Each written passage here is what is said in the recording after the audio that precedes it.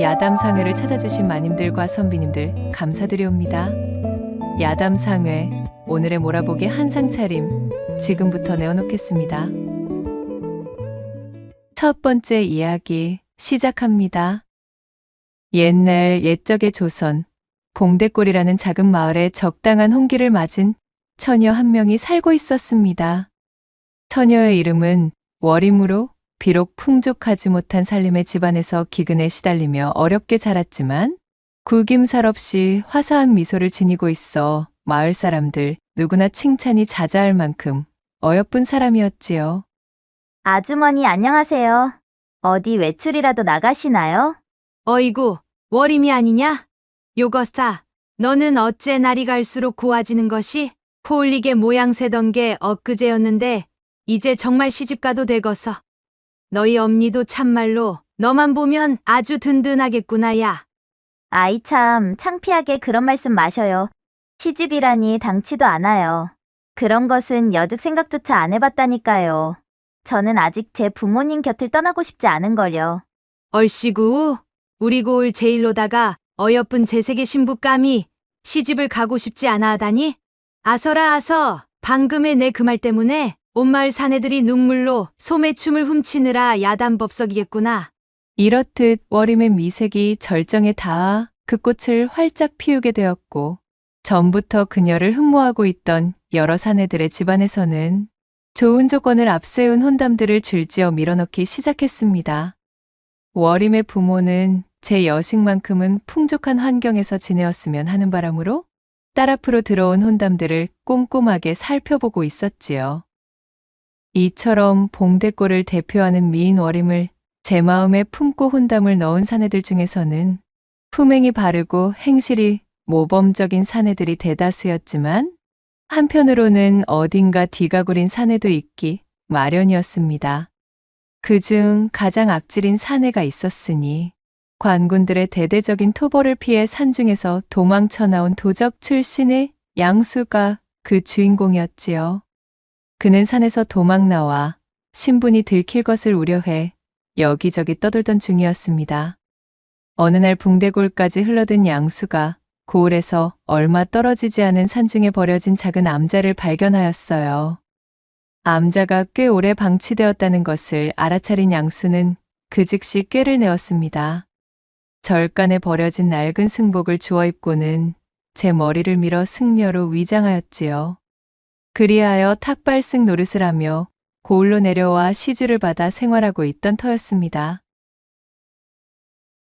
여느 때와 마찬가지로 양수가 승복을 뒤집어 쓰고 시주를 받으며 봉대골 여기저기를 돌아다니던 중 우연히 월임의 집에 방문하였다가 월임을 처음 보고는 그만 첫눈에 반해버렸던 것이었습니다. 어머, 스님. 뒷산 폐암자에 새로운 스님께서 기거하신다 들었는데 그것이 스님의 이야기셨군요. 만나 뵙게 되어 반갑습니다, 스님. 앞으로 공궁하실 때는 저희 집으로 탁가를 나오셔요.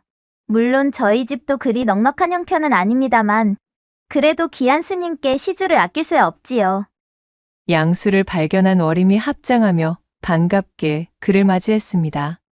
입을 벌리고 월임을 바라보고 있던 양수가 당황하여 그제야 탁발승 흉내를 내었지요. 나 나무아미타불. 그러니까 그것이 예 맞습니다. 제가 바로 봉대골에 새롭게 불도를 전하고자 당도한 승려이지요. 초승에게 자비를 베푸시어 시주 좀 부탁드리려만. 얼빠진 얼굴로 월임을 바라보다 아차 싶었던 양수가 헛기침을 하고는 합장을 하며 말했지요. 월임은 아무런 의심 없이 양수를 탁발승으로 오인하였고 집안에서 먹을 만한 것을 조금 가지고 나왔습니다. 이거 시주거리가 변변찮아 면목이 없습니다, 스님. 다음부터는 시주품으로 좀 더 좋은 것을 따로 빼둘 터이니 오늘은 일단 이 정도로만 눈 감아주셔요. 아니요. 무슨 그러한 말씀을. 부처님께 자비를 보이는 일에 경중이 어디 있겠습니까? 그럼 감사히 받겠습니다. 월임은 양수를 향해 밝게 웃어 보이며 꾸벅 인사를 하였고 양수는 월임이 내민 먹거리를 시주 주머니에 담으며 그녀의 환한 미소에 넋을 잃고 말았습니다.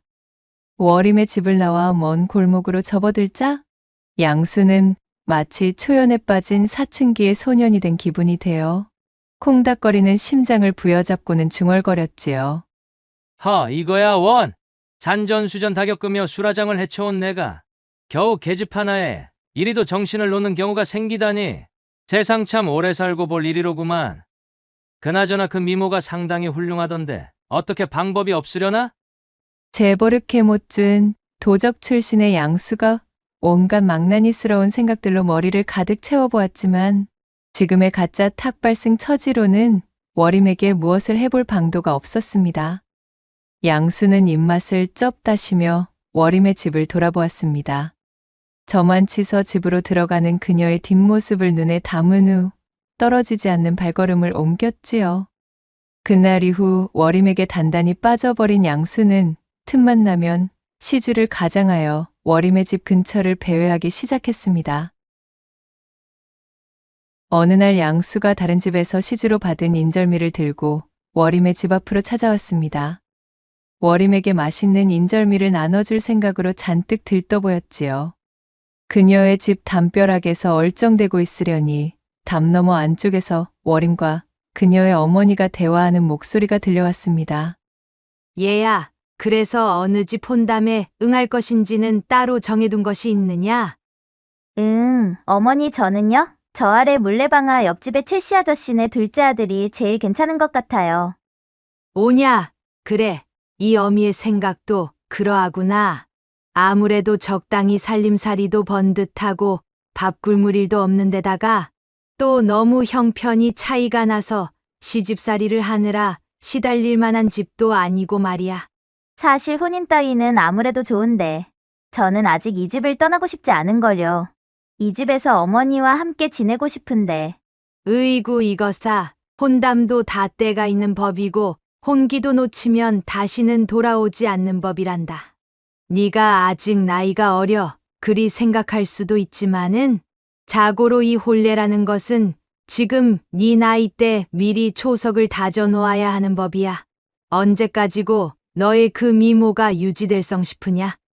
젊음은 마냥 너의 곁에 머무는 선물이 아니니 그런 소리 일랑 접어두고 괜찮은 조건의 혼담이 들어올 때 미루지 말고 얼른 날짜를 잡자꾸나. 내 매파 할멈에게 근시일 중으로 우리 집에 들르라 전해놓으마. 알겠어요, 어머니. 본의 아니게 두 사람의 대화를 엿듣게 된 양수는 당장 발등에 불이 떨어진 기분이었습니다. 이대로 구경만 하다가는 워림이 최씨네 둘째 아들 놈인지 뭔지에게 넙죽 시집을 가게 생겼으니 말이지요. 자신은 워림에 대해 아무런 자격도 없지만 그렇다고 순순히 그녀를 빼앗기고 싶은 마음은 전혀 없었던 양수는 궁리를 거듭하던 끝에 한 가지 묘책을 떠올렸습니다. 이튿날 양수는 목탁과 염주를 챙겨 들고 워림의 집을 방문했지요. 조어들은 연부를 기세 좋게 읊조리며 시원스레 목탁을 두드리던 양수는 소리를 듣고 사립 밖으로 나와 본 워림의 어미를 향해 호들갑을 떨기 시작했습니다. 나무아미타불 관세음보살. 모른 척 지나가려 하여도 집안에 달라붙어 있는 애끼가 원혼이 너무도 강렬하여 도저히 발이 떨어지지 않는구나. 아니 스님, 그것이 무슨 말씀이십니까요? 애기라니요? 난데없는 불길한 소리를 내뱉는 스님의 연불 소리에 워림의 어미는 놀란 눈으로 반문했습니다. 그녀가 미끼를 물자 더욱 신이 난 양수는 엄살 섞인 몸짓으로 목탁을 두드렸지요. 애끼라 함은 모름지기 엄청난 원한을 품고 스스로 유명을 달리한 뒤 제 꼬락서니와 똑같이 당할 희생자를 물색하여 저승길에 내려가고자 혈안인 그야말로 악독한 원혼. 보살님의 집터에 그 지독한 애끼가 달라붙어 있구려. 양수가 흥이 오른 거짓부렁으로 엄포를 놓아대자 워림의 어미는 사색이 되고 말았습니다. 그녀는 양수의 소매자락을 붙들고 말했어요. 아니 스님, 설마 우리 집에 무슨 병고를 가져오는 것은 아니겠지요? 그간 지독히도 가난하게 지내오면서 이제야 겨우 딸아이 혼담으로 형편이 조금 밝아지나 싶던 차에 대체 이게 무슨 소동인지 모르겠습니다요. 바로 그것이 문제입니다. 아무래도 원혼의 주인이 시집을 가지 못하고 떠난 손말명이라 이 집안의 따님을 길동무로 삼으려 하고 있어? 말을 잇지 못하고 새파랗게 질린 얼굴로 입만 벙긋거리는 월임의 어미를 보자 양수는 속으로 쾌재를 부르며 이거다 싶었습니다. 하나뿐인 여식의 경사스러운 혼담을 앞둔 월임의 어미가 양수에게 제발 도와달라 간청하였습니다. 양수는 두 눈을 감고 목탁을 두드리며 깊은 한숨을 내쉬었지요. 물론 속으로는 새어나오는 웃음을 억지로 참느라 혼쭐이 나던 중이었습니다. 참으로 안타까운 이야기지만 이 애끼는 그리 간단한 방법으로 퇴치할 수 있는 수준의 것이 아니외다. 양수가 거드름을 피우며 버티고 있으니 결국 월임의 어미는 땅바닥에 주저앉으며 애원하기 시작했습니다. 스님, 무엇이든지 알 터이니 제발 제 딸 좀 살려주십시오. 아직 꽃도 피워보지 못한 저 어린 것이 부모 잘못 만나 지금까지 고생만 하며 살아왔는데 이제서야 혼사를 앞두고 허리 좀 펴나 하는 와중에 참말로 이게 무슨 청천벽력 같은 소리십니까요? 월임의 어미는 목 놓아 눈물을 흘리며 소리쳤고 양수는 한쪽 눈으로 실눈을 뜬 채 그녀를 힐끗 내려다본 뒤 헛기침을 하며 무겁게 입을 열었습니다. 방법이 아예 없는 것은 아니외다. 애끼에게 곁을 내주지 않을 만한 법력을 지닌 사람과 짝을 이룬다면 따님의 신변에는 아무런 해도 없을 것이오. 그의 말에 월임의 어미가 눈을 번쩍 뜨고 자리에서 일어나 물었습니다. 스님, 그러한 법력을 지닌 사람이 대체 누굽니까요? 어지간한 범인이 그런 신통력을 지닐 리가 없지 않습니까? 물론 그러합니다. 예컨대 저같이 오랜 기간 수행을 쌓은 숙녀 정도가 그런 능력을 가지고 있다 할 수 있지요? 네, 아니 스님, 혹시 그렇다면 예, 맞습니다. 따님을 제게 내어주셔서 혼사를 치르게 되면 이번 애끼는 어떻게 막아볼 수 있을 듯도 합니다만 허나 스님, 출가하신 분이 어찌 혼인을 하실 수가? 월임의 어미가 살며시 의심의 눈초리를 보내자 양수는 버럭 기세를 높여 대꾸하였습니다. 물론 실제로 혼인을 하는 것은 아니지요. 그저 혼인의식을 가장하여 원혼의 눈을 속이며 또한 그것을 징표 삼아 애끼의 접근을 막자는 것입니다. 아무튼 천기라 할 만한 유일한 방법을 알려드렸으니 어떠한 결정을 내리든 그것은 이 집안 사람들의 자유겠지요? 아무튼 따님의 명줄은 바로 보살님의 결정에 달려있음을 유념하시기 바랍니다. 양수는 오히려 언짢다는 듯 이야기하였고 월임의 어미는 난색을 표하며 입을 다물고 말았습니다. 마지막 쐐기를 박을 차례라 여긴 양수가 거드름을 피우며 말했어요. 선택은 빠르면 빠를수록 좋으니 부디 신중하게 고려해야 할 것이오. 저는 내일 아침이면 이 봉대골을 떠나 수행길로 오를 예정이니 내일 다시 들러 부인의 결정을 들어보겠습니다. 이 말을 끝으로 양수는 목탁을 두드리며 돌아가 버렸고 가짜 탁발승의 뒷모습을 눈으로 쫓던 월임의 어미는 망연자실한 표정으로 굵은 눈물만 뚝뚝 흘리고 있었습니다. 그날 밤 월임의 어미는 제 딸의 목숨을 구하는 일이라는 생각에 결국 마음을 정했습니다. 사정을 전해들은 월임 역시 의연한 모습을 보이려 애썼지만 벅차오르는 슬픔까지는 차마 감출 수 없었지요. 탁발승에게 시집을 가야만 하는 이 운명의 장난 같은 현실에 한숨이 나왔습니다. 어머니, 너무 슬퍼하지는 마셔요. 제 팔자에 정해진 운명이 그러하다면 어쩔 수 없이 따라야지요. 저는 괜찮을 거예요. 자신의 어미가 슬퍼할 것을 염려해 아무렇지 않은 척하는 딸의 마음을 알기에 월임의 어미는 붉어지는 눈시울을 감추지 못했습니다. 그렇게 야속한 시간이 훌쩍 흘러 다음 날이 되었고 양수가 등에 뚜껑이 달린 커다란 망태를 짊어지고 월임의 집에 나타났지요. 길을 떠날 채비를 끝낸 월임이 제 부모와 마지막 인사를 나누고 있었습니다. 자신의 계략대로 일이 풀린 것을 확인한 양수는 입이 귀에 걸리는 것을 참기 위해 많은 노력을 기울여야 했어요. 그래, 마음은 정하셨는지요? 애써 침착한 모습으로 양수가 운을 떼자 슬픈 얼굴로 딸을 살펴보고 있던 월임의 어미가 모든 것을 체념한 투로 말했습니다. 예, 스님. 변고를 피하기 위해서는 정령 이 방법밖에는 없질 않겠습니까? 부디 제 여식을 잘 부탁드리겠습니다, 스님. 나무아미타불 관세음보살. 그 점은 걱정하지 마시지요. 저 역시 함부로 천기를 누설하여 하늘의 뜻을 거스른 몸. 이미 월임낭자와 저는 운명의 한 배를 탄 것과 마찬가지입니다. 애끼에 대한 걱정은 하지 않으셔도 좋습니다. 저와 함께 멀리 떠난다면 애끼도 더 이상 따님께 달라붙는 일은 없을 테지요. 스님, 앞으로 모쪼록 잘 부탁드리겠습니다. 월임까지 앞으로 나서 자신을 향해 고개를 숙이자 양수는 이미 천하를 얻은 듯 심취하여 기세가 올랐습니다.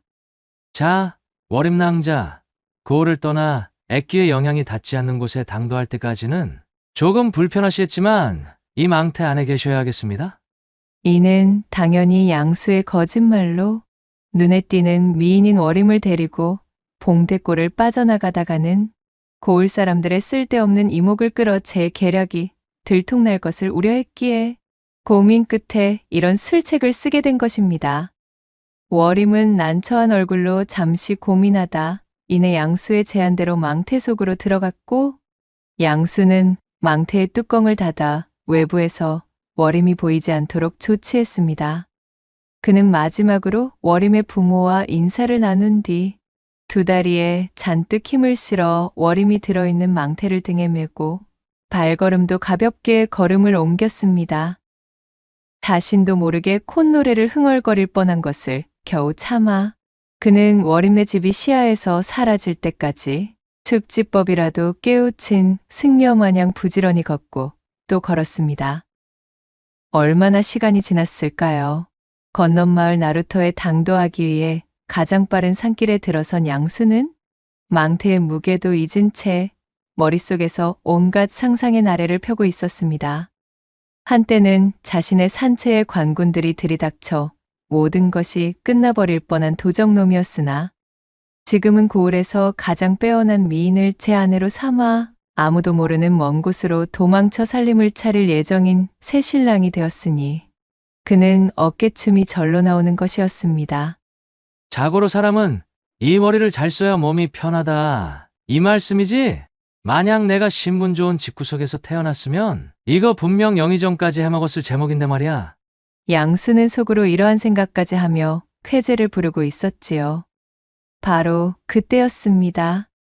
산세가 조금 깊어진다 싶던 찰나 수풀이 우거진 곳이 요란하게 흔들리며 소란스럽다 싶더니 잿빛의 늑대들이 고개를 내밀며 튀어나오는 것이었지요.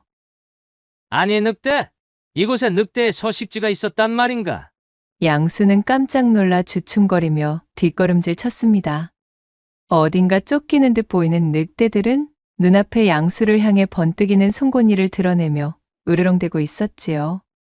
졸지에 목숨을 위협받게 된 양수는 월임이 숨어있는 묵직한 망태를 메고서는 결코 늑대들에게서 도망칠 수 없다는 것을 깨달았습니다. 쳇! 아깝지만 별 수 없겠군. 일단은 내 목숨이 가장 중하니 말이야. 그는 야비한 눈빛으로 조심스럽게 망태를 땅바닥에 내려놓았습니다. 그러자 늑대들이 망태를 향해 모여들었고 킁킁대며 코를 박고 망태의 냄새를 맡는 사이 양수는 불이 나게 주랭랑을 쳐 저만치 떨어진 바위 틈의 뒤에 숨어버렸습니다. 늑대 중 한 마리가 망태의 뚜껑을 발톱으로 긁으며 열어젖히려던 때 수풀 속에서 바람을 가르는 소리와 함께 화살이 날아와 늑대의 옆을 스쳐 지나갔고 화들짝 놀란 늑대들은 꼬리를 말고 도망쳐버렸지요. 이윽고 수풀에서 사냥꾼 차림의 한 사내가 모습을 드러냈습니다. 이런, 놓쳐버렸는가? 오래간만에 근사한 사냥감을 발견했거늘. 이거 아깝게 되어버렸구먼. 그는 바로 이 늑대들을 뒤쫓던 건넌마을 사냥꾼이었습니다. 달아난 늑대들의 발자취를 쫓으려던 사냥꾼은 문득 주변과는 전혀 어울리지 않는 커다란 망태를 발견하였고 이를 이상하게 여겨 망태의 뚜껑을 열어보았지요. 어이쿠. 망태 속을 들여다본 사냥꾼은 몹시 놀라 엉덩방아를 찧었습니다. 눈물을 글썽이며 울고 있던 월임이 들어 있었으니까요. 대관절 이것이 무슨 일이오? 아니 어쩌자고 이 깊은 산 중에 홀로 망태 속에 들어가 계시는 게요? 월임을 망태 속에서 꺼내주며 사냥꾼이 물었습니다. 그것이 사실은. 월임은 그에게 그간의 자초지종을 말해주게 되었습니다. 그녀에게 모든 사실을 전해 듣자 순진한 처자를 꿰어 도망칠 목적의 사기극이었음을 단박에 알아차린 사냥꾼은 벌건 홍시처럼 얼굴을 붉히며 분노했습니다. 아니 이런 경을 칠 사기꾼 놈이 있나? 한편 멀찍이 떨어진 바위 틈 뒤에 숨어 상황이 정리되기를 기다리던 양수는 주변이 고요해지자 슬그머니 몸을 일으켜 망태가 있는 곳으로 다가왔습니다. 늑대들은 모두 돌아간 것인가? 망태의 상태도 멀쩡한 것을 보니 녀석들이 흥미를 잃고 멀리 달아났나 보군. 이거 정말 다행이야, 그래? 하마터면 애써 엮어놓은 월임낭자를 늑대밥으로 빼앗길 뻔했지 뭔가. 양수는 가슴을 쓸어내리며 희죽거렸습니다. 이윽고 월임의 상태를 확인해 보기 위해 망태의 뚜껑을 열었지요. 그리고 그 순간 망태 속에 들어있던 독사 수마리가 씩씩대며 양수에게 날아들었습니다. 상상치도 못한 독사들의 습격에 혼비백산한 양수는 멱다는 비명을 지르며 나자빠졌고 잔뜩 독이 오른 독사들은 양수의 팔과 다리, 입술 등 닥치는 대로 물고 늘어져 버렸습니다. 이게 대체? 온몸을 잔뜩 물린 양수가 이해할 수 없다는 표정으로 두 눈이 휘둥그레졌지요. 양수에게 실컷 화풀이를 한 독사들은 유유히 숲을 속으로 사라졌고 지나가느니 하나 없는 깊은 산중에서 양수는 쓸쓸하게 땅바닥에 누워 꿈틀거릴 뿐이었습니다. 멀어지는 의식 속에서도 양수는 자신에게 벌어진 일을 정확하게 알아차릴 수 없었고 그렇게 그는 허망하고 비참하게 탁발승, 연극의 종지부를 찍게 되었습니다. 사실 조금 전으로 거슬러 올라가 보면 건넌마을의 사냥꾼은 월임에게 내막을 전해 듣고는 양수에게 따끔한 벌을 내릴 필요가 있음을 깨달았지요. 그는 주변에서 작은 바위들을 모아서 월임의 몸무게와 엇비슷하게 맞추었습니다. 그리고는 망태 안에 던져 넣어 마치 월임이 속에 들어있는 것처럼 보이게 만들었어요. 이놈 어디 따끔한 맛 좀 봐라. 마지막으로 사냥꾼은 약재상에 팔기 위해 잡아두었던 독사들이 잔뜩 들어있던 주머니를 망태 속에 던져 넣고 뚜껑을 닫았습니다. 그리하여 사냥꾼의 친절한 안내를 받으며 하산하여 무사히 자신의 집까지 되돌아올 수 있었던 월임은 하마터면 사기꾼의 새치 혀외소가 머나먼 땅에서 사기꾼의 아내로 살 뻔한 위험으로부터 벗어나게 되었습니다. 그녀는 제 부모와 눈물의 재회를 가지며 서로를 얼싸안았고 사냥꾼에게도 깊이 감사 인사를 전하였지요. 그리고 그것이 새로운 인연이 되었으니 이것저것 혼담을 잴 필요도 없이 사냥꾼과 일사천리로 혼인을 맺어 두 사람은 이후로도 봉대골에서 가장 금슬이 좋은 부부로 오래도록 행복하게 지냈다는 후문이 옵니다. 두 번째 이야기 시작해 볼게요. 조선시대 평안북도 정주 납청 지방에 방자육이 장인인 백첨지가 살고 있었습니다. 그는 전국에서도 알아주는 이름 높은 유장이었어요. 그는 방자육이 장인에 대한 드높은 자부심과 일밖에 모르는 자신의 성실함을 최고의 재산이라고 생각하며 지낸 장인이었지요. 어려서부터 천하디 천한 유장쟁이라 하여 업신여기고 천대하는 풍토 속에서도 그는 자신의 재주를 쉽게 여기지 않고 열심히 갈고 닦으며 묵묵히 숙련의 길을 향해 나아갔답니다. 그리하여 지금에 이르러서는 조선 팔도에서도 둘째가라면 서러울 정도로 남부럽지 않은 실력과 노점을 가지게 되어 숱한 제자들까지 거느리게 되었습니다. 백첨지가 유기그릇을 만드는 노점은 평안북도 상권의 명소였습니다. 조선천지 내놓으라는 유기장인들이 진을 치고 있는 개성과 안성바닥에서조차 그 유명세가 널리 퍼진 알짜 중에 알짜 가게였지요. 이 백첨지가 녹여내는 노스의 질이 참으로 고급 중 고급이어서 젊은 시절에는 내수사와 상위원에서 일한 전력이 있을 정도로 조선 제일이었답니다. 백첨지의 방짜 기술이라면 조선에서는 그를 따를 장인이 없었기 때문에 그가 만들어내는 유기의 가격은 억소리가 나올 정도로 고가의 물건이었지만 양반님네들 혼수 목록에 빠지면 섭할 정도로 인기가 좋았습니다. 수요에 비해 공급이 턱없이 모자라니 물건값이 치솟는 것은 당연한 이치였지요. 한양 세도가며 권세가에서는 금은보화를 잔뜩 싸질머지고 혼수를 해가도 이 백첨진의 유기그릇이 혼수품에 들어있지 않으면 양반의 체면이 깎여나갈 정도였으니 참으로 그 위세가 드높기로는 말도 못할 지경이었습니다.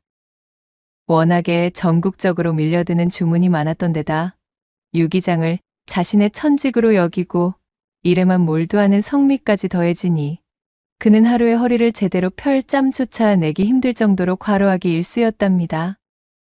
아이고, 내 삭신이야. 관절이라는 관절이 멀쩡한 곳이 없구만 기래. 아무리 몸이 박살나도록 일을 해도 주문을 맞추려면 시간이 영 모자라는구먼. 주문이 산더미처럼 쌓인 탓에 일이 잔뜩 밀려 집으로 돌아가지도 못한 백첨지가 노점에 딸린 방에서 쓰러지다시피 몸을 던지며 투덜거렸습니다. 그리곤 등을 붙이자마자 기절하듯 잠에 빠져버렸지요. 다음 날 아침 일찍 눈을 뜬 백첨지가 기지개를 펴며 방에서 나와 공방을 둘러보는데 거렁뱅이를 겨우 벗어난 듯한 웬 젊은 총각이 공방의 화덕 옆에서 자신이 잠들었던 흔적을 치우고는 빗자루로 그 자리를 깨끗이 청소하고 있는 것이 아니겠어요? 백첨지가 헛기침을 하며 인기척을 던지자 총각이 하늘로 튀어오르듯 파들짝 놀라며 몸을 돌렸습니다. 그 모습을 본 백첨지가 말했지요. 이 공방 주인인 나의 허락도 없이 월담을 하여 내 목숨보다도 귀중한 공방의 화덕 옆에서 잠을 자긴 하였으나 제가 더럽힌 자리를 말끔하게 소재하는 것을 보아하니 경우는 밝은 청년이로구나. 그래, 무슨 사연인지는 모르겠으나 마땅히 기거할 곳이 없다면 이곳에서 잔심부름을 하며 안목 거들어 보지 않겠느냐? 몰래 들어온 도둑으로 몰릴 위험에 처하자 덜덜 떨며 잔뜩 얼어붙어 있던 총각이 백첨지의 너그러운 권유를 듣자마자 예상도 못했다는 듯 깜짝 놀라며 반문했습니다. 아니, 정말이십니까요? 뭐든 시켜만 주신다면 반드시 밥값을 해내 보이겠구만요. 잔뜩 기가 눌려 벌벌 떨던 청년은 백첨지의 말에 고개를 들어올리며 대번에 얼굴이 밝아졌고 그날부터 거렁뱅이 청년 강보는 백첨지의 노점 가게방에서 숙식하며 낮이면 기운 좋게 풀무지를 하는 것으로 거짓 신세를 벗어나게 되었습니다. 아버지의 눈에 넣어도 아프지 않을 여식이 오늘도 이렇게 찾아왔답니다. 어디 오늘도 어여쁜 녹그릇을 잔뜩 만드셨는지요? 늘상 아버지의 일하는 모습과 비결이 궁금한데 대체 어째서 이 여식에게는 한 번도 보여주질 않으려 하시는 것인지. 제가 계집아이라 그래요? 거친 타격음과 마찰음이 가득하고 눈물이 튀고 있는 공방으로 아직 솜털도 빠지지 않은 뽀얀 피부의 젊은 처자 한 명이 발랄하기 그지없는 발걸음으로 들어오며 외쳤습니다. 바로 백첨지의 무남동녀 외동딸 보연이었답니다. 노쇠와 한 몸으로 지내며 일밖에 모르던 백첨지에겐 유일하게 자신의 직업보다 소중한, 눈에 넣어도 아프지 않을 소중한 여식이었지요. 왈가닥의 기질을 가지고 있던 이 보연은 틈만 나면 공방으로 들이닥쳐 제 아비가 일하는 모습을 구경하고는 하였는데 늘 이렇듯 공방에 여기저기를 헤집으며 호기심 가득한 눈을 빛내며 감나라 배나라 들쑤셔대는 것이었습니다. 그러던 어느 날이었어요. 여느 때처럼 공방에 들렀다가 풀무질에 여념이 없는 강보와 처음으로 마주친 보현은 텃세를 놓는 아낙네의 모양새로 양손을 허리에 얹은 채 거만하게 외치는 것이었습니다. 어랍쇼. 뭐야? 누군데 우리 아버지의 공방에서 풀무질을 하고 있는 거야? 강보가 공방에서 숙식하여 아무리 꾀죄죄한 꼬락서니를 지니고 있기로서니 초면부터 바로 천대하는 태도를 보이자 강보는 어이가 없었습니다. 그러자 멀찍이서 제 여식을 발견한 백첨지가 한숨을 푹 내쉬며 파리를 쫓는 듯한 몸짓으로 말했습니다. 이거사 왔으면 일하는데 방해되지 않게 얌전히 구경이나 하다가 갈 것이지. 어쩌자고 일하고 있는 강보를 귀찮게 구는 게냐. 강보? 강보라고요? 거 이름 한번 무식하게 힘만 셀 것 같이 일자무식스러운 이름이네. 아무튼 아니 아버지, 이 강보라는 사람이 언제부터 여기서 일한 거예요? 어이구, 그건 내가 알아서 무엇하게. 거 풀무질하는데 방해하지 말고 이리 비켜서 거라. 그나저나 너는 어찌 이리 공방에 자주 오는 게야? 논물이라도 튀면 어쩌려고 그러냐? 어이구, 못 말리겠구만. 보현의 무례한 등장에 기분이 그리 유쾌하지는 않았지만 자신을 거두어준 백첨지의 여식임을 알게 된 강보는 퉁명스러운 태도를 보이는 보현을 한번 슥 훑어보고는 아무런 대꾸도 없이 제 일에 열중하기 시작했지요. 보현은 화덕의 열기로 발그스름해진 뺨을 잔뜩 부풀리며 뾰루퉁해져서는 그런 강보의 뒷모습을 물끄러미 보다 말고 흥 하고는 몸을 돌려 공방에서 나가버렸습니다. 노쇠를 만들기 위해 용로에 합금을 할 때 가장 중요한 것은 바로 구리와 주석의 비율이었습니다. 그리고 그 황금 비율은 공방에서 오로지 백첨지 혼자만 알고 있는 특급 비밀이었지요. 이후의 공정에서 추가되는 몇 가지의 재료와 비법 역시 오직 백첨지만이 쥐고 있는 기술이었습니다. 백첨지의 노점에는 종업원이 10명이나 되었지만 방자를 두드리고 펴며 완성품으로 다듬어내는 기술도 마지막 마무리는 항상 백첨지의 몫이었습니다. 백첨지는 쉽사리 자신의 비결을 내어주지 않았어요. 방자육이 제작에서 가장 중요한 비법을 꽉 틀어진 백첨지가 못마땅하여 제자를 가장한 종업원으로 들어왔다 견디지 못하고 나가는 자들이 부지기수였으나 강보만큼은 마치 우직한 황소처럼 자리를 지켰습니다. 자신을 거둬준 백첨지를 은인으로 모시며 가진 굳은 일도 마다 않고 묵묵히 자신의 존재를 키워나갔지요. 그렇게 서너 해가 흐르자 강보는 풀무지를 면하게 되었고 백첨지는 드디어 강보에게 초벌방자 기술을 전수해 주었습니다. 강보가 조실부모하고 어릴 때 거지로 연명하다 백첨지의 공방까지 흘러들어왔으나 백첨지 덕택에 봄바탕이 드러나게 되었답니다. 얼굴은 이목구비가 훤칠해 제법 날카롭게 빠졌으며 연일 망치와 풀무로 다져진 상체는 어느새 근육이 붙어 떡하니 벌어졌습니다. 또한 키는 자그마치 팔척에 가까워졌으니 참으로 듬직하고도 근사한 사내가 되어 노점 근처 장터에서는 이 강보를 모르는 상인이 없을 지경이 되었습니다. 예전에는 백첨지의 방자유기를 구경하려 모여들었던 귀부인들이 어느덧 구석에서 망치질을 하고 있는 강보를 보기 위해 모여들 정도였지요.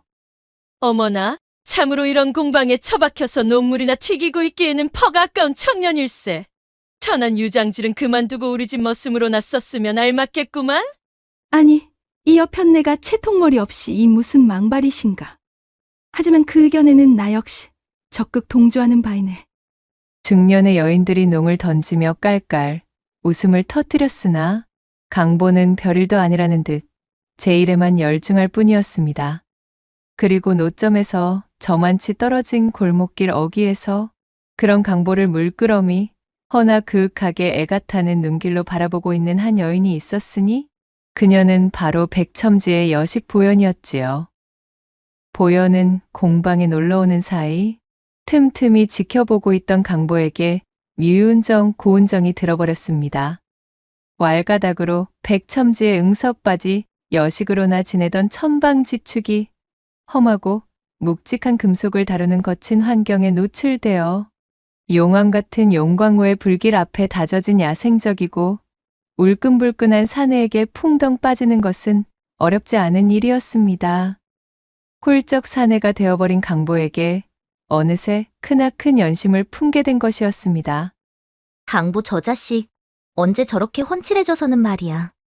처음 이곳에 흘러들었을 때는 그야말로 거렁뱅이 몰골을 벗어나지 못하였거늘 언제 저리도 근사한 사내가 되었다지? 보여는 마른 침을 꿀꺽 삼키며 강보의 주변에서 질척거리고 있는 중년 귀부인들을 향해 인상을 쓰며 이를 갈았지요. 그러다 결국 어느 여름날 사달이 벌어지게 되었습니다. 점심때만 되면 강보는 지게를 지고 반마장쯤 떨어진 백첨진의 집에 가서 공방 인부들 먹을 점심밥상을 지고 오는 것이 일과였습니다. 그날도 용로에서 한창 합금 작업을 하다 점심때가 가까워져 점심밥상을 짊어지기 위해 집으로 달려가니 강보의 온몸에서 땀이 비오듯 했습니다. 집에는 마침 보현이 부엌에서 나오며 강보를 맞이했지요. 어휴, 얘 강보야. 몰골이 그게 뭐니? 누가 보면 땀으로 멱이라도 감은 줄 알겠구나. 어서 이쪽 우물로 오거라. 보현이 바가지를 들고 우물 쪽으로 앞장섰습니다. 예, 알겠구만요. 강보가 쭈뼛거리며 우물가로 따라서자 한여름 부엌에서 아궁이에 앉아 점심상을 장만하느라 땀을 한 바가지 흘린 보현의 치마가 찰싹 달라붙어 둔부의 굴곡이 그대로 드러나 있는 것이 아니겠어요? 강보는 난생 처음 두 눈으로 보는 여인의 적나라한 몸매에 깜짝 놀라 그만 하초가 뻐근해지고 말았습니다. 일밖에 모르고 살던 강보에게는 너무나 강렬한 진풍경이었지요. 아니, 얘 좀 봐. 뭘 그리 멍청이 섰어? 설마 등목할 줄 모르는 게니? 이리 와 엎드려 보렴. 보현은 키득거리며 우퉁을 벗어던진 강보의 등에 우물물을 퍼부었습니다. 고운 손바닥으로 강보의 등을 문지르다가 문득 밀어도 밀어도 끝이 보이지 않는 강보의 넓은 등짝에 매료되고 말았지요. 어쭈? 제법. 익은 홍시빛깔이 된 얼굴로 곁눈질을 하던 보현이 침을 꼴깍 삼키며 강보의 앞가슴 쪽도 물을 뿌리며 문지르자 헛바지를 뚫을세라 강보의 대들보가 공중을 향해 발포할 기세로 쿵쾅거렸습니다. 맙소사. 저게 대체? 보현은 자신의 눈을 의심했지요. 제 눈으로 목격한 강보의 육중한 대들보는 그간 보현이 억눌러 오던 인내심을 각살내기에 충분한 것이었습니다. 에라이, 모르겠다. 이리 따라오거라. 그 길로 보현은 강보에게 달려들고는 그를 부엌 뒤쪽으로 끌고 가 치마를 깔아두고 불타오르는 용광로 속에서 녹아내리는 쇳물 마냥 어우러지고 말았지요. 불꽃 같은 청춘 남녀의 화라산 같은 거사에 한여름 매미들도 무얼하는 듯 신이나 목청껏 우러져쳤습니다. 그날 이후로 강보는 점심상을 받으러 갈 때마다 보현에게 잡혀 그냥은 돌아오지 못하는 신세가 되고 말았습니다. 그녀는 집에 아비가 없는 틈을 타서 점점 대담해져서는 제 집 부엌이며 우물 옆에 자리한 갈대밭이며 발길 닿는 곳이면 닥치는 대로 늘러붙어 누가 유기장인의 딸이 아니랄까봐 강보와 함께 용광로를 만들기 일쑤였지요. 강보는 이러다 큰일이 난다며 보현을 저지하려 했지만 그녀는 완강했습니다. 자신의 요구에 응하지 않으면 아버지인 백첨지에게 말해 강보를 공방에서 쫓아내게 만들 것이라며 엄포를 놓았습니다. 다소 과격한 방도이긴 했지만 사실 보현은 더 이상 이대로 강보를 홀로 방치해 두었다가는 귀부인들의 머슴으로 팔려가 그를 잃게 될지도 모른다는 생각에 덜컥 겁을 집어먹고 이렇듯 강보를 점 찍어두려는 심산이었습니다. 강보를 향한 춘심이 너무 과해 앞뒤 잴 틈도 없이 일이 되고 말았지요. 아무것도 모르는 강보는 그저 보현의 말을 얌전히 따를 수밖에 없었답니다. 그러던 어느 날 강보가 점심상을 치고 불이 나게 노점으로 가는데 담벼락 그늘에 앉아 졸고 있던 관상쟁이가 벌떡 일어나더니 대뜸 강보의 길을 막으며 외쳤습니다. 아니, 이보게나. 자네, 나 좀 잠시 보셔야겠어. 자네의 관상이 확 변하고 말았구만 그래. 예? 그 말을 들은 강보가 깜짝 놀라 반문하고는 관상쟁이의 영감을 밀치듯 제쳐버리고 헐레벌떡 노점으로 뛰어왔습니다. 숨을 몰아쉬며 안색이 새파래진 강보를 발견한 백첨지가 무슨 일이냐 물어보니 강보는 그야말로 벼락을 맞은 표정이 되어 손살에 쳤지요. 강보는 앞이 캄캄했습니다. 관상보는 영감쟁이가 내가 사부님의 여식과 그리도 음흉한 짓을 저질러 온 것을 몽땅 알아채고 말았구나. 그 짓을 하면 얼굴이 변하는가 봐. 설마 몇 번을 하였는지도 모조리 드러나는 것은 아니겠지. 나는 이제 꼼짝없이 내쫓겨나겠구나. 틀림없이 자신과 보현의 관계를 알아챈 관상쟁이가 자신을 겁박하기 위해 불러세웠다고 여기고 있던 강보. 순진한 강보는 온갖 잡생각을 떠올리며 불안에 떨다가 우선은 관상쟁이 영감이 헛소리를 퍼뜨리고 다니지 못하도록 입막음을 하려는 것에 생각이 미쳐 그간 쓰지 않고 고이고이 모아둔 품삯을 챙겨들고 관상쟁이 영감에게로 향했지요. 강보를 발견한 관상쟁이가 키득키득 웃으며 그를 반겨주었습니다. 저기 도사님 부탁입니다요. 제발 아무에게도 이르지 말아 주십시오. 이 돈은 제 전 재산이나 다름없으니 이것으로 부디. 그 잡스러운 푼돈은 되었고, 자네 그 고개를 한번 들어보시게. 관상쟁이 영감의 말에 강보가 중죄를 저지른 죄인 마냥 푹 숙이고 있던 고개를 들자 그의 얼굴을 유심히 보던 관상쟁이가 말했습니다. 자네의 상이 그야말로 횡재수를 받아 팔자를 고쳐먹을 상이 되었구만. 자네의 팔자가 송두리째 바뀔 게야. 관상쟁이의 말에 그간 백첨지의 여식과 그렇고 그런 행위들을 한 것이 몽땅 들통난 게 아님을 알아차린 강보는 놀란 가슴을 쓸어내리며 한숨을 푹 쉰 뒤 말했지요. 아니 영감님 팔자를 고치다니요. 지금 제 형편이 어떤지 알기나 하십니까?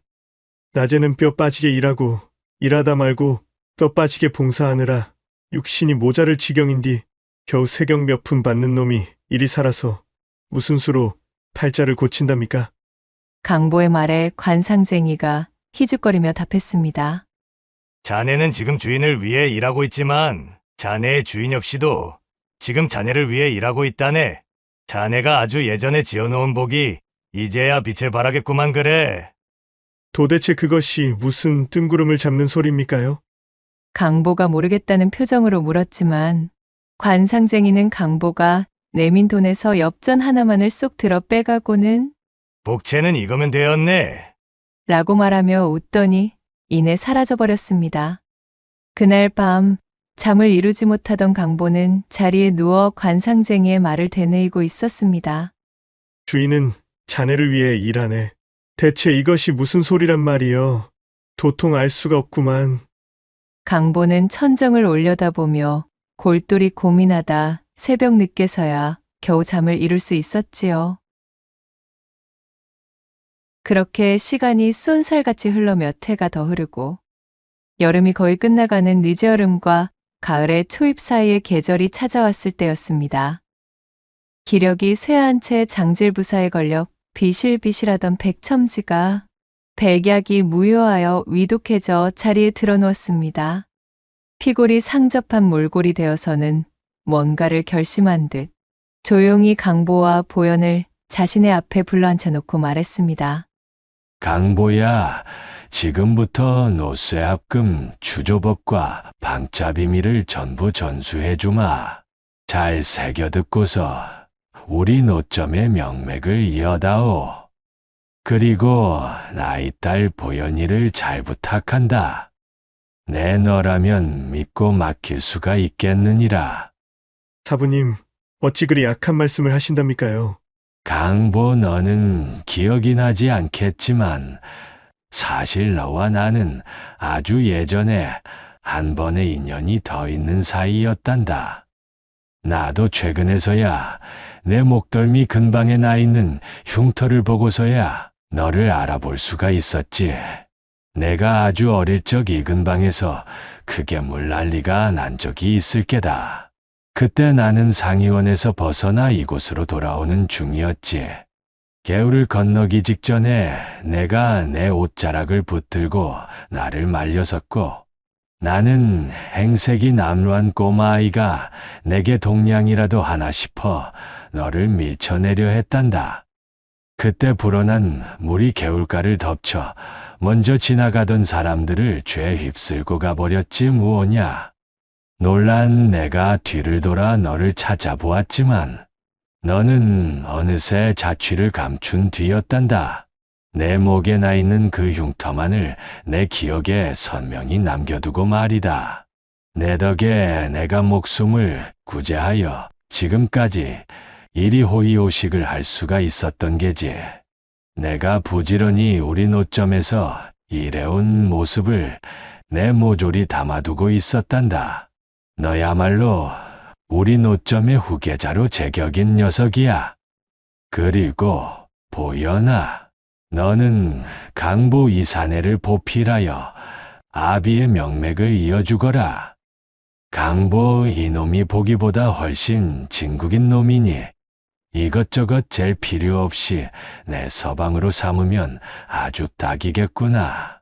백첨지의 말에 보여는 굵은 눈물만 뚝뚝 흘리고 있을 따름이었지요.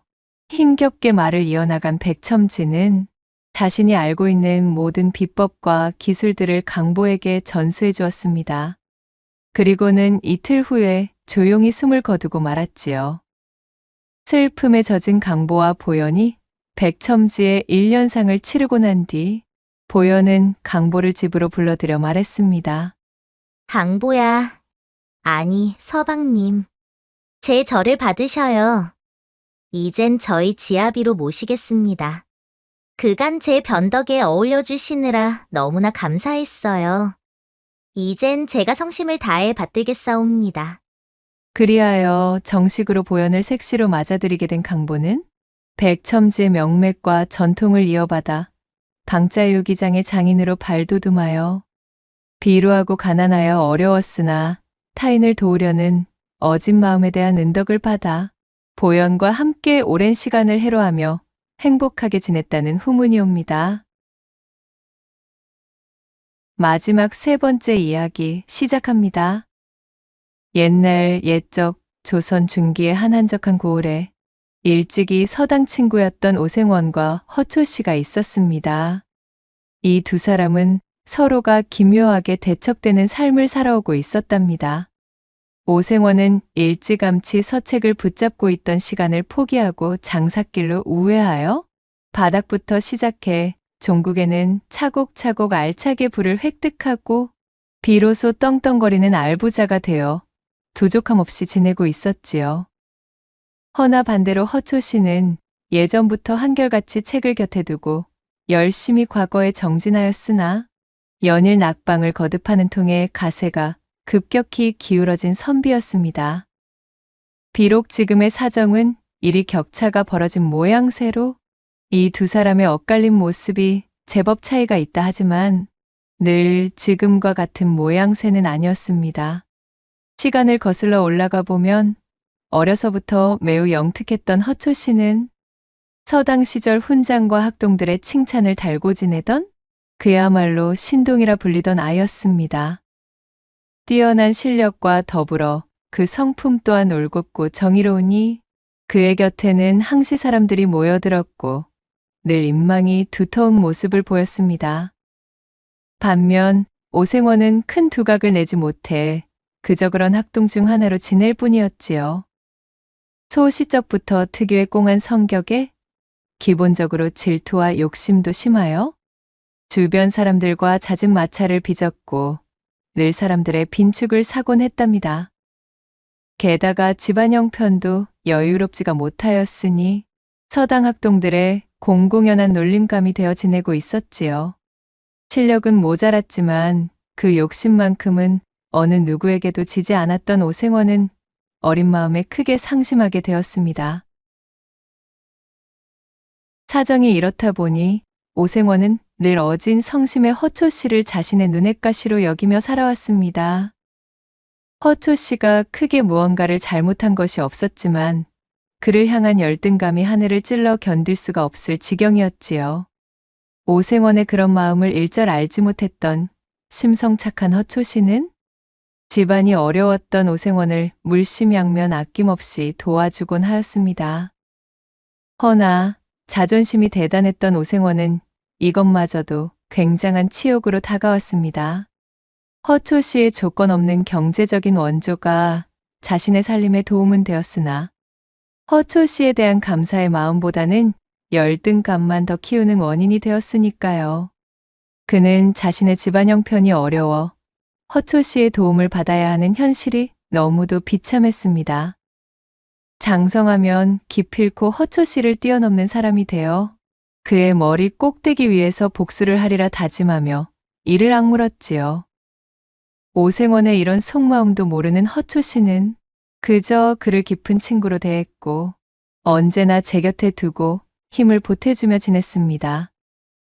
시간은 점점 더 흐르게 되었고 학동의 신분을 벗어난 두 사람은 어느덧 무럭무럭 성장하여 각자가 가정을 꾸리게 되었습니다.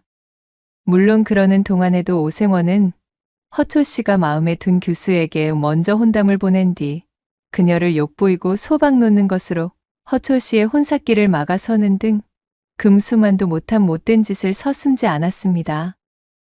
그리고 이때부터 시간을 보내면 보낼수록 두 사람의 살림살이 격차가 눈에 띄게 벌어지기 시작했답니다. 어려서부터 이를 악물고 결심한 것이 있어 돈이 되는 일이라면 그 어떤 더러운 일도 마다 않던 오생원은 진작에 장사의 길에 서서 약삭빠른 자신의 재능을 꽃피웠습니다. 그는 어두운 돈, 눈먼 돈, 더러운 돈 구분 없이 끌어다 모으며 바닥부터 올라와 차곡차곡 부를 축적하고 있었습니다. 돈을 향한 오생원의 집념은 실로 무서울 정도였어요. 그는 두 번 다시 형편이 넉넉지 못한 시절로는 돌아가기 싫다는 듯 악착같이 돈을 쫓고 있었습니다. 그 반면 신동 소리를 들으며 자랐던 허초 씨는 중요한 순간의 관문마다 고배를 마시며 초시 신세를 벗어나지 못하는 중이었지요. 이후로는 그 넉넉하던 갓에마저도 점차 기울어만 갔고 어느새 초시라는 허울뿐인 초라한 감투만이 남게 되었습니다. 허초 씨가 그렇게 일이 제대로 풀리지 않고 주춤하는 사이 먼 발치에서 그의 소식에 귀를 쫑긋 기울이고 있던 오생원은 그의 앞에 닥친 불행과 흉사에 날마다 쾌재를 불렀지요. 이거 듣자니 허초시 그놈의 가세가 기울어 이제는 과거 시험을 보기 위해 한양에 오를 노자조차도 마련하기가 힘들어졌다지? 그거 참 듣던 중 반가운 소리로구먼? 거 아주 꼴 좋다. 오생원은 허초 씨의 몰락이 마치 어릴 적부터 염원해오던 자신의 목표를 이룬 듯 그저 반갑기만 한 것이었습니다. 오생원은 그날 밤 기쁨을 감추지 못하고 돈을 잔뜩 풀어 기녀들을 데려온 뒤 연회로에서 흥청망청 뒤섞여 놀며 옷가지들이 흠뻑 젖은 기녀들을 품에 안고 방탕한 노름을 이어가며 삼경을 지새웠지요. 이렇게 장성한 두 사람의 운명이 서로 엇갈린 가운데 이제 오생원이 허초 씨보다 갖추지 못한 유일한 부분은 후사의 연이 없던 무자식의 자신과는 달리 허초 씨에게는 떡두꺼비 같은 아들이 있다는 것. 그 하나뿐이었습니다. 그럼에도 욕심을 거두지 못했던 오생원은 여전히 허초 씨를 마음에 두고 명분 없는 적개심을 버리지 않았지요.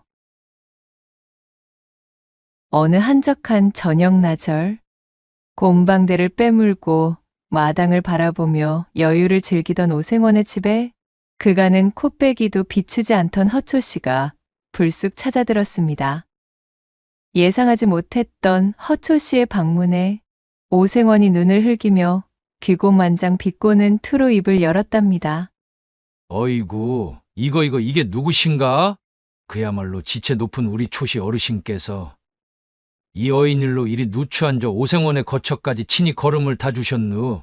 내일은 해가 서쪽에서 뜨겠구먼 그려? 이 같은 오생원의 빈정거림에도 허초 씨는 화를 내기는커녕 허어 웃으며 그에게 대답하는 것이었습니다. 아니, 오생원 이 사람아, 못 보던 사이에 아주 농이 한층 더 심해지셨구먼. 어디 내가 못 올 때라도 왔는가? 이 대체 얼마 만에 우리가 이리 다시 만나는 것인가? 그러지 마시고 우리 이리 얼굴을 마주하게 되었으니 오래간만에 술이나 한잔 나누세나. 허초 씨가 푸근하게 웃으며 너스레를 던지자 그것을 바라보고 있던 오생원의 얼굴이 대번에 구겨졌습니다.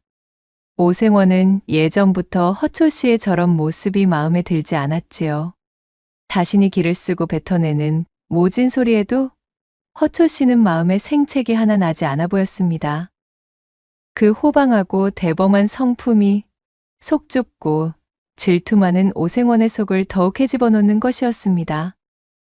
오생원은 크게 헛기침을 하고는 마지못해 하인을 호출하여 술상을 차려오라 역정을 냈습니다. 괜시레 짜증을 받은 하인은 돌아서며 욕지기를 중얼거렸고 한참이 지난 후 부엌대기 하녀 하나가 조촐한 술상을 차려와 두 사람의 앞에 내려놓았지요. 오생원이 미리 하인에게 언질해 놓은 대로 비싸고 좋은 안주거리라고는 찾아볼 수 없는 지독하게도 조촐한 술상이었습니다.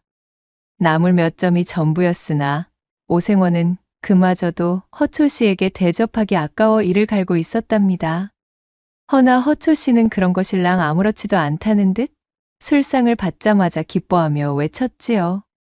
어이구, 이거 갑자기 찾아와서 실례가 많네. 내 한 상 잘 얻어먹겠네.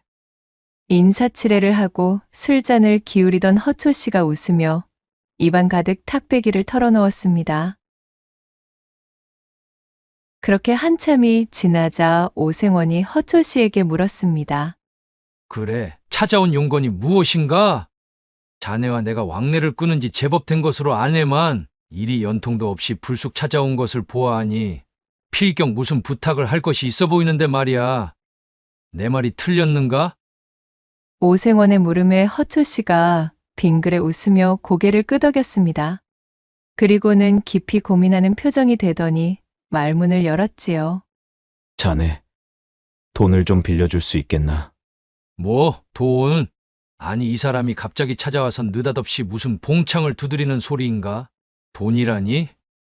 돈이라는 단어를 들은 오생원의 눈썹이 대번에 진해처럼 꿈틀댔습니다. 그의 표정을 바라본 허초 씨는 술 한 잔을 입에 털어놓고는 한숨을 쉬며 말을 이었습니다. 사실은 내가 지병을 앓고 있는 데다가 말일세. 못난 서방을 둔 죄로 이제는 다세마저 좋지 않아 기울고 말았다네. 앞으로 남겨질 아들놈과 아내가 걱정되어 매 밤잠을 설치는 나날이 계속되고 있지. 당장에 떠오르는 사람이 자네뿐이니 내 염치불구하고 이리 걸음을 하게 되었지 무엇인가. 우리가 어릴 적 서당 친구로 알고 지낸 정이 얕지는 않으니 어떻게 좀 아니 되겠는가?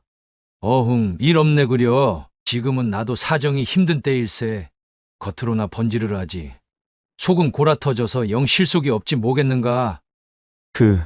그런가? 내가 보기에는 더할 나위 없이 풍족해 보이네만. 그것이 다 허상이고 헛개비 아니겠는가. 나도 이래저래 아주 들어갈 곳이 많아서 죽겠다네. 버는 만큼 또 나가야 될 것도 많은 법이니까 말일세. 오생원은 소시적 자신이 허초 씨에게 받았던 도움은 일절 생각지도 않았습니다. 그저 바로 지금 이 순간 허초 씨가 자신에게 고개를 숙이며 조아리는 상황이 너무나 고소하여 짜릿한 쾌감을 느끼는 것에만 몰두한 그는 잔뜩 거드름을 피우며 중얼거렸지요. 게다가 오생원에게 돈이란 제 목숨보다도 소중한 것이었습니다. 쉽사리 내어줄 리가 만무했지요. 오생원의 매몰찬 대답을 들은 허초 씨는 하는 수 없다는 듯 기운이 쏙 빠진 목소리로 다시 입을 열었어요. 저기, 그렇다면 말일세. 내 아들 자네도 알지? 내 아들놈만이라도 자네가 데려다가 장사를 좀 가르쳐 주시게나. 이놈이 책을 들여다보는 것은 갤러 입신양명의 기틀을 마련하긴 요원해 보이나. 머리는 제법 영특하여 샘 하나만큼은 아주 뒤똥차게 재빠르다네. 허초 씨는 오생원의 곁으로 바짝 붙어 그의 무릎을 잡고는 통사정을 하며 읍했습니다. 아들놈이라. 모든 것이 허초 씨보다 성공했던 자신이 현재 유일하게 가지지 못했던 바로 그 아들의 존재에 관한 이야기가 나오자 오생원의 이마가 크게 실룩이며 불편한 기색이 감돌았습니다. 오생원은 술잔을 들어 벌컥벌컥 들이키고는 생각했습니다. 대를 이을 아들놈이 있으면 무얼 하나. 가세가 기울어 물려줄 재산 하나 없는 아비가 어디 제대로 된 아비라 부를 수나 있겠어? 안 그래도 아들놈 하나 있는 것으로 유세 떠는 꼬락서니가 아니 꼽던 차에 이것 참 고소하게 되었구만. 말라 비틀어진 나물만 올리라 일러둔 술상에서 젓가락을 깨작거리며 불편한 심기를 비추던 오생원이 속으로 빈정거렸지요. 말이야 바른 말이지. 허초 씨는 아들과 관련하여 오생원에게 거들먹거린 적도 없었습니다. 그저 오생원 본인의 자격지심 때문에 그리 여기고 있었을 뿐이었어요. 이윽고 오생원이 술잔을 들어 한 잔 거나하게 들이키며 말했습니다. 내 본시 여기저기에서 그런 청탁을 받아오는 것이 여러 해 있는 일이라 이거 영 꺼림칙하긴 한데 말일세. 안 그래도 내 장사수완을 배우겠다고 말이야. 전국 팔도서 값비싼 폐물을 싸들고 찾아오는 자들이 어디 한둘이어야 말이지. 오생원은 잔뜩 배짱을 튕기며 거드름을 피우고 있었지만 내심 속으로는 쾌재를 부르고 있었습니다. 그도 그럴 것이 오생원이 언젠가 한번 만난 적이 있었던 허초 씨의 아들 천석이는 허우대가 훤칠하고 매력적인 사내였습니다. 게다가 타고나기를 장사의 힘도 좋아 무거운 짐도 척척 지는 모습을 자주 보았던 터였지요. 자신의 곁에 붙이고 장터를 다니면 안 그래도 견제가 심했던 다른 장돌뱅이 장사꾼들의 불필요한 시비가 붙을 일도 없을 것이었습니다. 뿐만 아니라 천석이에게 무거운 장삿짐 보따리를 넘기면 그간 오생원이 손수짐을 이고 다니며 기진맥진 힘을 빼던 고된 경험들도 더 이상 겪을 필요가 없었습니다. 천석이에게 넘겨버리면 장사길에 나서며 짊어질 수고스러움도 모두 덜 수 있었지요. 귀찮고 힘이 드는 여러 자비를 천석이에게 다 떠넘기고도 장사 수완을 전수한다는 핑계로 품삯 한 푼 줄 필요조차 없었으니 이 얼마나 남는 장사 아니었겠어요. 그중 오생원의 마음을 사로잡은 으뜸의 이유는 뭐니 해도 자신이 늘 열등감을 품고 있던 허초 씨의 아들을 자신의 밑에 두고 하인마냥 부릴 수 있다는 짜릿하기 그지없는 승리감이었습니다. 정말이지 이것보다 더 신명나는 이유는 찾기가 힘들었지요. 어린 시절 허초 씨를 보면서 가졌던 그 모든 질투와 자격지심이 한 방에 날아가는 듯한 기분이었습니다. 여기까지 생각이 미쳤던 오생원은 큰 선심을 쓰듯 팔짱을 끼고 허초 씨에게 말했답니다. 정이 자네의 뜻이 그러하다면 내일부터 천석이를 우리 집으로 보내보시게. 내 자네가 하도 간곡한 성의를 보이기에 청을 들어주도록 하겠네만 이 장사라는 것은 말일세 쉽지만은 않은 길일게야. 각오 단단히 하시고 보내는 것이 좋을 것이란 말일세. 아이고, 참으로 고맙네, 고마워. 내 자네의 이 호의는 결단코 잊지 않음세. 허초 씨는 오생원의 속마음을 아는지 모르는지 연신 그에게 고개를 숙이며 감사를 표했습니다. 그리하여 잠시 후 술자리는 파하게 되었고 허초 씨가 한결 가벼운 발걸음으로 집으로 돌아가자 그의 뒷모습을 바라보고 있던 오생원은 비열한 웃음을 지으며 사랑방으로 들어가 버렸지요. 멍청한 놈. 어디 애비 잘못 만나서 고생하는 아들놈의 얼굴을 보고도 내게 감사하다는 소리가 나오는지 보자. 아니 영감, 오랜 친구를 만나셨던 거 아니셨어요? 어찌 이리 기색이 언짢아 보이십니까? 후사를 보지 못해 진작에 쫓아내버린 본처 대신으로 젊고 예쁜 맛에 들인 후처가 오생원에게 다가오며 묻자 오생원이 버럭 성질을 내며 일갈했습니다. 못이 어쩌? 친우는 연병을 누가 얼어 죽을 놈의 친우야? 거 쓰잘데기 없는 소리 하지 말고 싸게 이부자리나 피고 들어누워봐 이 여편네야. 언제까지 우리 집에 대를 이을 아들놈을 가져다 놓지 않을 셈이여? 내 본처가 그것 때문에 쫓겨났다는 소리도 못 들어보았는가? 오생원의 외침에 무안해져 얼굴이 홍시처럼 붉어진 첩씨를 획 잡아 채 금치미에 거칠게 눕힌 오생원은 속 시끄러운 콧김을 잔뜩 뿜고는 용두질로 그녀를 꾹꾹 눌러대는 밤을 보내기 시작했습니다. 그리고 다음 날 날이 밝은 아침 대바람부터 허초 씨의 아들 천석이가 오생원의 집을 찾아들었습니다. 허초 씨의 부탁대로 오늘부터 본격적인 오생원의 시동 노릇을 하기 위해 찾아온 것이었습니다. 꾸벅 고개를 숙이며 인사하는 천석이를 내려다보던 오생원은 뒷짐을 진 채 헛기침을 쏟으며 거드름 가득한 태도로 입을 열었지요.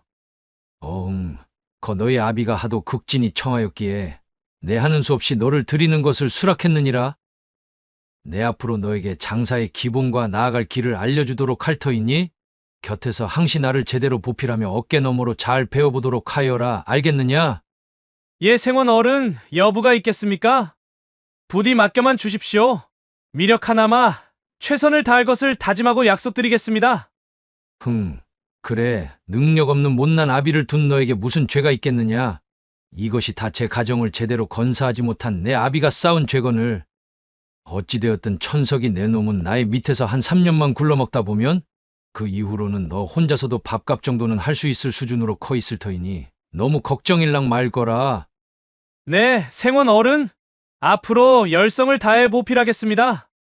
오생원이 마치 들으라는 듯 자신의 아비를 면전에서 대놓고 욕보임에도 천석이는 별다른 반응 없이 듬직하게 인사를 올리며 결의에 찬 눈을 보였습니다. 그런 천석이를 흘끔 흘겨보던 오생원은 마땅찮은 눈빛으로 몸을 획 돌려 마당 안쪽으로 들어가 버렸지요. 그날 이후로 오생원은 근 달포 동안을 천석이를 데리고 다녔습니다. 이른바 전국 팔도를 돌아다니는 유랑 장사길에 천석이를 동행시킨 것이었어요. 말이 팔도 유랑 행상이었으나 사실 장사미천이라고는 다름 아닌 오생원의 집에서 직접 만든 조악한 가짜 강장 청심환이나 가짜 해구신 검포, 또한 가짜 기력 보양제 등이었습니다. 그것들을 비싼 상품인양 비단보에 잘 말아 포장하여 괴짝에 차곡차곡 쌓아 올린 것을 천석이에게 짊어지게 하였고, 오생원은 앞장서서 단골 고객들의 집들을 방문하여 기세 좋게 그것들을 팔아댔습니다. 여느 때와 마찬가지로 어느 으리으리한 기와집 앞에 선 오생원은 늘상 왕래하던 사이인 듯 대문을 익숙하게 두드렸지요. 인기척에 하인이 나와 문을 열어주었고, 그렇게 대궐 안으로 들어간 오생원이 집주인과 반갑게 인사를 나누었습니다. 집주인은 그야말로 나이가 지긋한 영감이었지요. 아이고 이보게 오생원, 어찌 이리 걸음이 늦었는가? 내 자네를 기다리느라 눈이 빠지기 일보 직전이었자는가? 어르신, 그간 강령하셨습니까? 그래, 별고는 없었지요. 허기사, 제가 항시 공급해드리는 그 강장제를 드시고 별고가 있을 리가 있겠습니까마는. 물론이지. 그렇고 말고. 그나저나 자네, 지난해에 꼭 구해준다던 물건, 이번에야말로 가지고 왔는가? 단단히 기억하고 있겠지. 이번에야말로 반드시 구해놓겠다. 나와 깊이 약조하지 않았는가? 노쇠한 몸으로 장기침을 해대던 영감이 곁에서 부채질을 하며 심드렁이 두 사람의 대화를 듣고 있던 젊은 첩실에게 손짓을 했습니다. 뭔가 중요하고도 비밀스러운, 그러면서도 첩실에게 보여서는 안 되는 거래라도 하는 듯한 낌새였지요. 첩실은 콧방귀를 뀌고는 몸을 돌려 방에서 나가버렸고, 그런 첩실의 엉덩이를 음흉한 눈빛으로 훑던 오생원이 대답했습니다. 어이구, 영감님, 입 아프게 말한들 무엇하겠습니까? 안 그래도 내 이놈을 구해놓기 위해 조선팔도 안 나가본 바다와 안 둘러본 섬이 없습지요. 진귀하다는 소문이 팔도로 퍼져나가 있는 통에 이 물량이 턱없이 부족하지 뭡니까? 전국서 아저씨가 마른 귀한 물건이지요. 오, 그래. 참으로 고생이 많았네.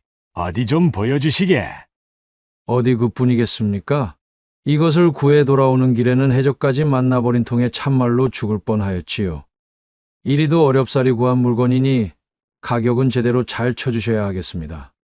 자, 천서가 여기 영감님께 우리 물건을 보여드리거라. 오생원의 하명에 천석이 짊어지고 온 짐짝을 열어 비단 보따리를 풀어 보였습니다.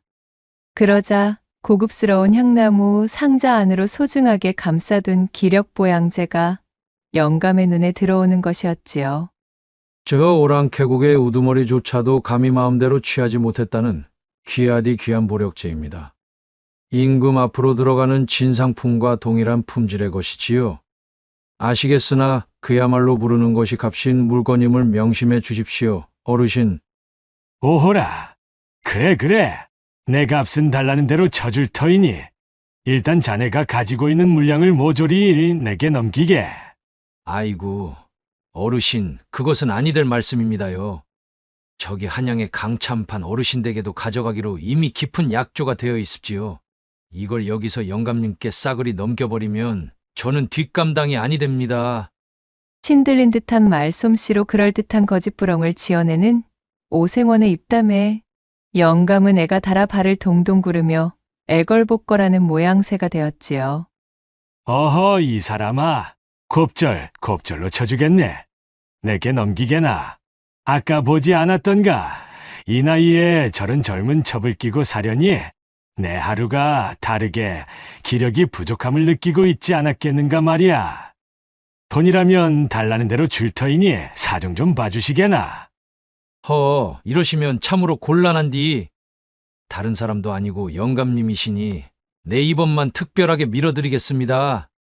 대신 절대 다른 곳에 소문내시면 아니 되시는 부부님은 또 명심해 주십시오, 어르신.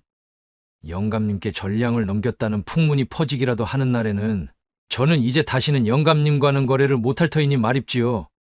그렇게 잘 짜여진 각본대로 움직인 오생원이 영감에게 싸구려 가짜 언약을 덤터기 먹여 옴팡지게도 비싼 값에 밀어넣었고 천석이가 짊어지고 있던 괴짝의 거의 대부분을 소진하게 되었습니다. 가벼운 발걸음으로 영감의 집을 나선 지 조금 지났을 때 자꾸만 뒤를 돌아 방금 전에 기와집을 힐끔거리던 천석이 무겁게 입을 열었습니다. 저 하생원 어른, 제가 무엇을 좀 여쭈어도 되겠습니까? 그래, 말해보거라. 다름이 아니고 방금 파신 기억 보양제 말입니다. 그것은 그저 제가 뜯어온 자풀을 말려 집에서 대충 뭉쳐낸 한약 아닌지요. 그런 것을 어찌 저리도 비싼 값으로 팔 수가 있으십니까? 천석이의 말을 들은 오생원이 너무나 한심하다는 표정을 지으며 멈춰섰습니다. 그는 꾸짖듯 천석에게 소리쳤지요. 무엇이 어쩌고 어째? 아니 이런 세상천지 덜 떨어진 놈 같으니라고는 제 아비를 닮아 융통성이라는 것이 아예 씨가 말라버린 놈이로구만. 이 멍청한 놈아, 본디 장사라는 것이 다 그런 것임을 정녕 모른단 말이더냐? 자네 진미에 진짜 백인 명약을 구해온들 그것이라고 어디 무조건 다 제값을 하는 줄 안다면 큰 오산이니라. 그저 좋은 것이라고 믿고 먹으면 그것이 곧 보양제요 보력제인 것을. 저 영감은 골골대는 몸으로 저토록 젊은 첩 실비위를 맞추느라 밤마다 진땀을 빼며 시달리고 있으니 이번 거래로 누이 좋고 매부 좋고 아니겠느냐. 오생원이 침을 튀기며 열변을 토하니 천석이는 실망스럽다는 듯 작게 중얼거렸습니다. 허나 생원 어르신, 그것은 남을 속이는 행위지 않습니까? 아니 이놈이 그래도 썩 입을 다물지 못할까? 그런 마음가짐으로 무슨 큰일을 배우겠다고. 내 놈은 참으로 부자가 되긴 다 글렀다, 이놈. 화가 나 잔뜩 성을 내며 팔자걸음으로 앞서 걷는 오생원의 뒷모습을 지켜보던 천석이 조용한 목소리로 말했지요. 부자라. 부자 말씀입니까? 천석은 오묘한 표정으로 성큼성큼 앞서가는 오생원을 바라보다 그의 뒤를 따라 걸음을 옮겼습니다. 그러한 일이 있고서도 두 사람은 줄곧 붙어 다니며 장사를 이어나갔지요. 두 사람은 정해진 기한 동안 조선 곳곳을 돌아다니며 장사에 매진하는 것을 게을리하지 않았답니다. 장사 미천으로 잔뜩 마련해둔 갖가지 가짜 보양제들을 몽땅 팔아치워 집으로 돌아올 시기가 되었을 때쯤에는 두둑하게 한몫 생긴 상태였지요. 준비한 물건을 모두 팔아치우고 집으로 돌아오는 길에 위치한 나루터에서 오생원의 장기침이 유독 심해지는 것이 느껴졌습니다. 장사를 나서던 때부터 나오던 마른 기침이었는데 지금은 눈에 띄게 심해진 모양새였습니다. 이거야 원, 제 얘기. 해가 갈수록 몸이 약해지는구먼. 자, 서두르자. 이 배를 놓치면 하루를 꼬박 기다려서 배를 잡아야 하니 손해가 이만저만이 아닐 것이야. 예, 생원 어른. 우직하게 자신을 보필하는 천석이의 부축을 받으며 그렇게 그들은 첫 장거리 장사길을 성공리에 마치고 집으로 돌아오게 되었습니다. 함께 다녀보니 오생원의 생각보다도 천석이는 더욱 쓸모가 많았습니다. 처음에는 허초 씨에 대한 자격지심과 억하심정으로 천석이를 낮잡아보고 멀리하였으나 시종일관 성실하고 초심을 잃지 않는 꾸준한 모습에 서서히 그에 대한 마음도 열리고 있었답니다. 오생원은 그 이후로도 천석이를 데리고 곧잘 장사를 나가게 되었고 그렇게 꼬박 3년이라는 시간을 방방곡곡 조선팔도를 누비며 장사를 하며 천석이를 가르치게 되었습니다. 그 시간 동안 오생원의 장사 수완을 알뜰살뜰 흡수한 천석은 이제는 오생원이 시키지 않아도 능숙하게 장사를 할 수 있게 되었지요. 일취월장 수완이 늘어 천석이는 당최 못 파는 물건이 없었습니다. 어느 날은 목표한 금정보다도 훨씬 더 많은 수확을 올릴 때도 있었으니까요. 그러나 돈만을 바라보며 건강을 돌보는 것에 게을렀던 오생원은 계속되는 험난한 장사의 여정길에 노출되어 나날이 건강이 쇠약해지고 있었습니다. 꼬박 3년을 채우고 나니 그의 몸 상태는 매우 악화되었기에 장사 말미쯤에는 차도가 보이지 않을 정도로 좋지 않은 상황이 되어 있었습니다. 장기침으로 시작하던 곧불기가 이제는 뿌리 깊은 기침으로 변질되어 각혈의 빈도마저 잦아지더니 마침내 자리에 드러눕고 만 것이 아니겠어요?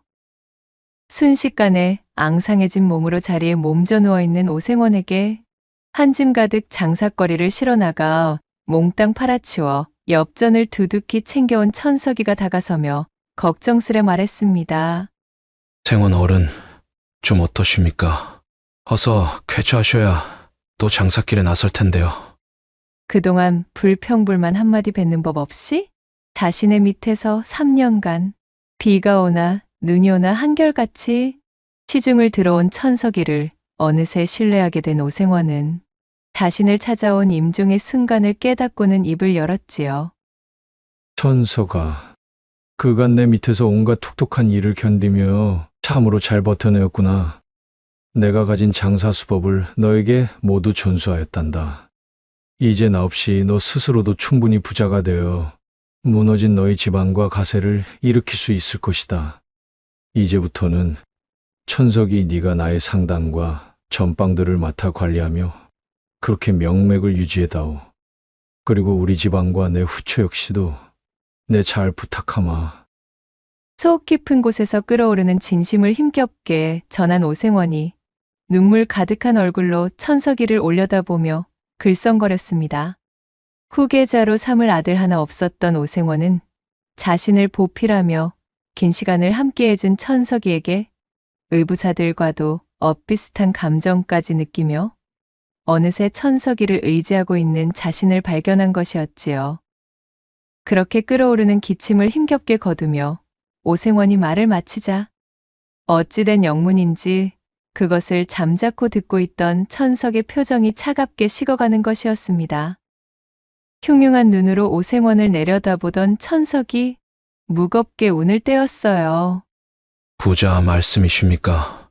생원 어른, 저는 그런 식으로는 부자가 되고 싶지 않습니다. 제가 추구하는 길은 음험한 노인네에게 가짜 환약이나 밀어넣으며 거짓된 강장제를 권하는 그러한 방식은 아니지요.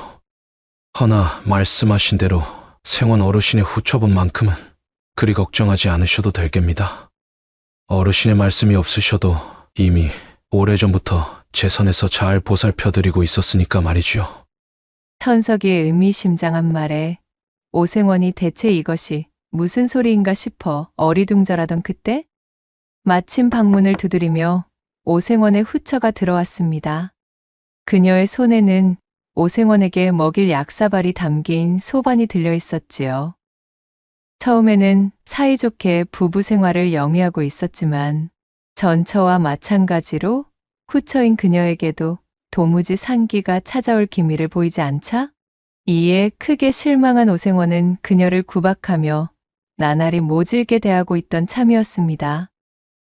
허나 다행인지 불행인지 후처는 그 천성이 곱고 어지럽기에 오생원의 몹쓸 구박을 묵묵히 감내하며 지금까지 그를 제아비로 따르고 있었지요.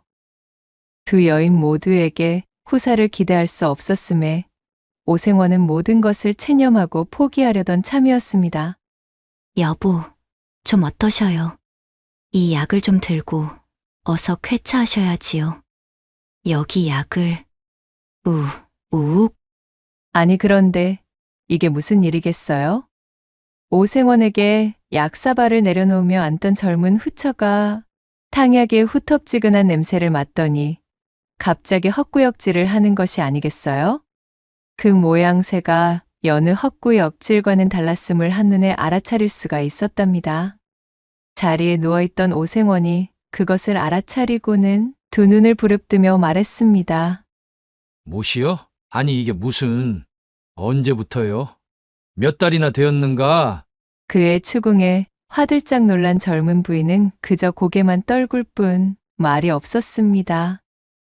그때 천석이가 오생원의 말을 가로채며 입을 떼었습니다. 어르신의 씨가 아니니 안심, 아니 관심은 끄셔도 좋습니다. 아마도 이제 석 달 차 되었을 겁니다. 지피는 밤으로 셈을 해보면 아마 그쯤일 테지요. 3년간 장삿길에 나서며 자신의 젊은 처와 합방한 적이 일절 없었던 오생원이 천석이의 말에 돌아가는 상황을 퍼뜩 알아차렸지요. 어쩐지 밤만 되면 후처가 묘하게 자신이 잠들기만을 기다리는 눈치를 보인다 싶었는데 이런 속사정을 숨기고 있었을 줄은 몰랐던 것입니다. 털썩같이 믿고 있었던 임종을 앞두고서야 자신을 돌아보며 인정해주려 하였던 천석이가 자신의 후처와 야음을 틈타 몰래 정본을 낸 것도 모자라? 그래, 그 씨앗까지 잉태하게 되었다니요. 참으로 기가 차고 코가 막힐 노릇이었습니다. 아니 뭐시라? 이 이놈이 내 놈이 감히 내 처와... 믿었던 도끼에 발등이 찍힌 분노에 핏발 가득 선 눈으로 무섭게 천석이를 올려보던 오생원이 깊은 기침을 하며 소리쳤습니다. 부들부들 떨리는 손으로 천석이의 멱살을 쥐려 했지만 병든 몸이 그의 뜻대로 움직여줄 리가 없었어요. 그런 오생원의 몸부림을 묵묵히 바라보고 있던 천석이는 아무런 표정도 없이 침착한 목소리로 말을 이어나갔습니다. 생원 어른께서 일찍이 저희 아버지를 하대하며 괄시해온 것을 저는 이 집에 들어오기 전부터 모두 알고 있었습니다. 소시적 제 아버지의 도움을 받아 생원 어른께서 본인의 집안을 일으키고도 정작 저희 아버지가 도움이 필요할 땐 냉랭히 외면하셨던 것 또한 잘 알고 있지요. 생원 어른, 일전에 저를 향해 부자가 되긴 글러먹은 놈이라 칭하신 적이 있으시지요. 허나 저는 생원 어른과는 조금 다른 길로 걸었을 뿐 부자가 된다는 최종 목표는 다르지 않았습니다. 제가 부자가 되는 방식은 바로 이런 식이었으니까요. 저는 이 집안의 모든 것을 물려받을 적법한 후계가 끊긴 이 집안을 취하여 제 것으로 만들 작정입니다. 여기 있는 어르신의 후처와 새살림을 차려 뱃속에 있는 아이와 함께 가정을 꾸려서 말이지요. 언제부터 담아왔는지도 모를 천석이의 진심이 담긴 잔잔한 분노에 오생원은 할 말을 잃은 채 입만 벙긋거릴 뿐이었습니다. 그의 황망한 눈빛을 내려다보며 천석이 마지막 말을 뱉었습니다. 생원 어른, 본디 장사라는 것이 이런 것 아니겠습니까? 제게 그리 가르치지 않으셨습니까? 누이 좋고 매부 좋은 것이 바로 장사의 기본이라고 말이지요. 가르침대로 행하고자 하였던 것이니 너무 노여워는 마시기 바라겠습니다, 어르신. 이놈! 부엉이가 구슬프게 우는 삼경의 시각. 치밀어 오르는 화를 주체 못한 오생원은 그날 밤을 넘기지 못하고 그렇게 원통하게도 눈을 감아버렸습니다.